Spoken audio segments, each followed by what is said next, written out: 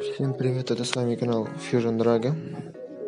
И сегодня я объясню вам, как делать шред FPS PUBG Mobile.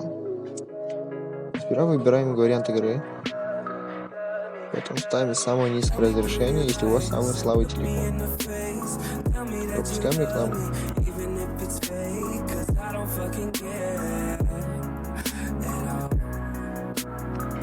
Потом ставим графику самую низкую и FPS 60.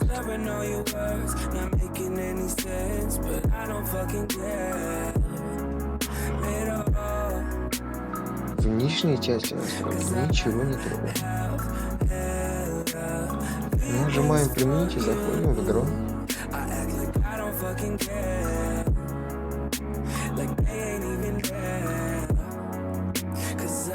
Как видите, у меня 47